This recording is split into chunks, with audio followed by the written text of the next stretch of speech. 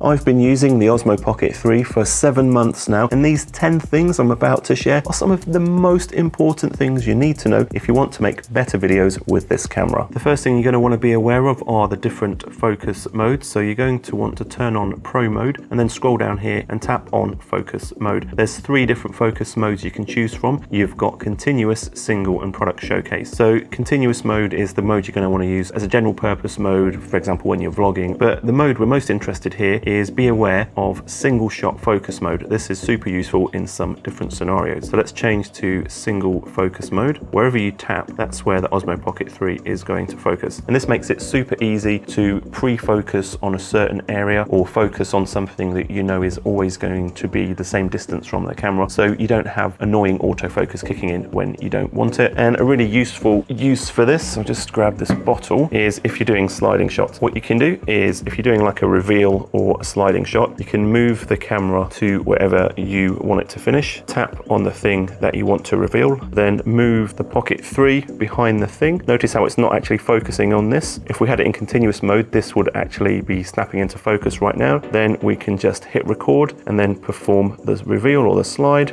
And you can see how that camera and that tripod is already in focus for us. The second thing you're going to want to know how to use is gimbal lock mode, and this is kind of like a hidden feature. To activate it, you need to hold down the 5D joystick, and when you do that, you get this little icon appearing on the screen here. And when you turn this mode on, it's going to keep the gimbal looking at the same thing. So it's a bit different from active track. It's effectively going to lock whatever the picture is on that screen. So let me show you what I mean by this. At the minute, we're just in tilt lock mode, and you can see as I move the Osmo Pocket 3 around, it's kind of following the movements of the handle left and right. Now I'm going to engage the lock by holding down that joystick. Now if I move left and right, it's trying to keep the gimbal pointing straight ahead. And this is really useful, especially when you're doing things like push-ins and pull-outs. If you just want to make sure that the thing that you're moving towards is always going to stay locked. Quick example of that, we'll come back here and I'm going to activate gimbal lock, and then I'm just going to do a push-in, and even if I wiggle the Pocket 3 left and right a bit, it's still pointing towards the thing I'm pushing in on. And the second use for this is, say you were filming a rock concert or a play or something, you can line up the Pocket 3 and get the stage in the position you want on the screen, and then just hold down that 5D joystick, and even if you kind of wriggle or wiggle the Osmo Pocket 3 around, the stage is always going to be locked in the picture. Next up, you're going to want to set up custom presets to make your filming workflow super quick. If I tap on the bottom left, we've got all of the standard built-in Osmo Pocket 3 modes, but if I switch over to the left, notice you've got C1, C2, C3, C4. These are custom filming presets that I've set up. I've got a full tutorial on how to do this, which I'll link to in the description, but really quickly, if you just slide down from the top, tap on the top left icon, and then you can set a custom shooting mode. So if I tap this plus icon here, it's going to save all of these settings, including frame rate and the resolution and the white balance. I tip confirm now, tap on the bottom left. Notice now we've got this C5, which is a brand new custom preset that I can really quickly switch to if I want to have different filming presets for different filming locations or situations. Tip 4 is that you're going to want to use the correct gimbal mode for the effect that you're trying to achieve. If you swipe down from the top and tap on this icon here, you get access to the different gimbal modes. The first gimbal mode is follow mode, and this is useful as a general purpose mode, or for example for vlogging or selfies. And with this mode, the camera will follow you around, but it won't change the roll position. Next up, we've got the tilt locked gimbal mode, and this is really useful if you want to always make sure that that horizon stays locked and level. So for example, if you're doing a push in and a pull movement with the tilt lock mode activated, if I'm rotating the gimbal left and right, notice how the image is still staying upright. So you can imagine a horizon there.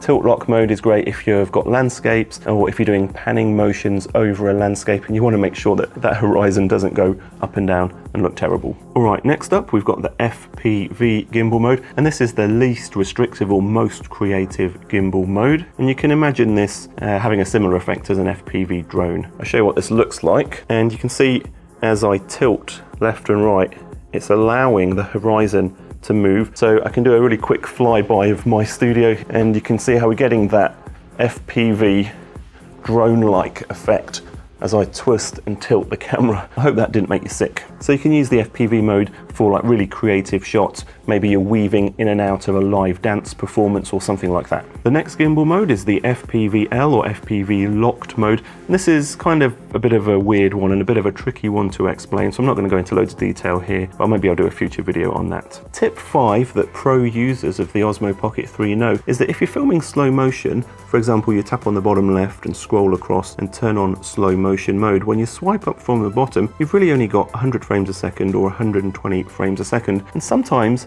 that slow motion effect might be too slow for what you're actually trying to film. So if you're just filming someone walking maybe, and you want to just slow it down to get the quote cinematic person walking or person thinking effect, 100 or 120 frames a second might be too slow. So instead of using slow motion mode, what we're going to do is we're actually going to go back to normal video mode, and then we're going to swipe up and we're going to choose 50 or maybe 60 frames a second, depending on what your actual frame rate is you're editing in. And then just film in 50 or 60 frames a second. It won't create a slow motion effect in the video file you get out of the Pocket 3, but you can just use your video editing software to slow it down to get that not quite as slow motion effect. The next thing you're really going to want to consider, especially if you want to change the colors and do any color grading when you edit your video, is to change the color mode from the standard mode to one of the two other modes. You can do this if you're in pro mode by scrolling down and tapping on color. You've got normal mode or standard mode, you've got HLG mode, which stands for hybrid log gamma, and you've also got D-Log-M mode. Normal mode will give you a good looking image straight out of camera, and D-Log-M will give you a lower contrast, lower saturated color image that gives you a bit more of a neutral starting point to change the colors and color grade it how you want. And HLG mode also gives you a lot of creative possibilities when you're color grading. I personally use HLG, and there's quite a few different reasons for this, but basically HLG mode is an actual well understood color standard, so it's a lot easier to work with if you want to use standard technical transforms like in DaVinci Resolve. I'm not going to go into loads of details here because I've got a full video on how to color grade HLG in DaVinci Resolve, which I'll link to in the description. Tip 7 is to take control of your exposure. If you swipe across, and you need to be in pro mode for this, and tap on exposure, there's loads of different ways that you can work with exposure. You have some control over auto exposure, but you're really going to want to get to know manual exposure mode. Here you can set the shutter speed on the left, we're at 1/50th, and the ISO on the right. The benefit of setting exposure manually is that the Pocket 3 is not continuously trying to change the shutter speed or the ISO, and sometimes when it's automatically changing those things, you can get kind of like a slight flickering effect or a noticeable changing of those things as they move around. By setting manual exposure, you're going to eradicate that kind of flickering or that distracting changing of settings, and you're also going to be able to color grade much more easier because the exposure is going to stay the same through the entire shot. When you're setting the ISO, you can set a fixed ISO value, or you can set an auto ISO range. So you kind of have a hybrid there of auto ISO but manual shutter speed. I've got an entire video dedicated to the ins and outs of setting custom exposure, which I'll link to in the description. It doesn't matter whether you're filming with an Osmo Pocket 3, a video camera, or even a phone, my 52 Laws of Video ebook will really help you elevate your videos, and you can read one law a week and implement that into your videos. Read the whole book in one go. It's really up to you. It's a really great way that you can help support me and this channel, and also help support your own development and your own videos by really getting to know a lot of tips really quickly and really practically. Check out the first link in the video description to learn more. Tip 8 is also about taking control, but this time it's about taking control of white balance. You need to be in pro mode for this, and you can see this WB here, that stands for white balance. You can use auto white balance, where the camera will try to make a best guess of what the white balance should be set to, and there's a few problems with that. The main problem is that the camera is going to be constantly guessing what the white balance should be, so you might see kind of the colors shifting around as you're filming and as you're talking to the camera or filming something. The colors could be constantly shifting a little bit, which usually doesn't look very good. And the second problem with auto white balance is if you do want to do your own color grading, because things could be shifting around a little bit, any color grading changes you make will also shift around because the underlying video is changing. So again, it's really hard to color grade if you've got auto white balance. You can see at the minute the camera thinks that the automatic white balance it should set is 5020 220 Kelvin. If you tap on the little M, that will switch you over to manual white balance mode, and then you can choose any one of these. But I did want to show you quite a nice little trick, and I've been asked a few times about how to do this. If you're not sure what the white balance should be, what you can do is get a piece of white paper or one of these white balance discs. This is really cool because it actually folds down, and there's also a grey side with focusing on it. I'll put a link to this in the description because this is actually really handy to have. What you do, if you don't know what white balance you should set, change over to auto white balance. I'm going to move the camera over to it, and what I'm going to do, just make sure that it's filling up most of the frame. Come back into your white balance settings, and you can see now that the auto white balance setting is picking this up as 5020. If I take a little light here and just turn this on and shine this on the disc, this light is currently set to 3200 Kelvin, which is a yellow light. And you can see as soon as I shine this light on this white disc, the camera is changing its auto white balance recommendation. So what you can do is you can just switch to auto white balance, put one of these white discs in front of the camera, take a note of what this setting is, it's saying about 4900, and then switch over to manual mode and then set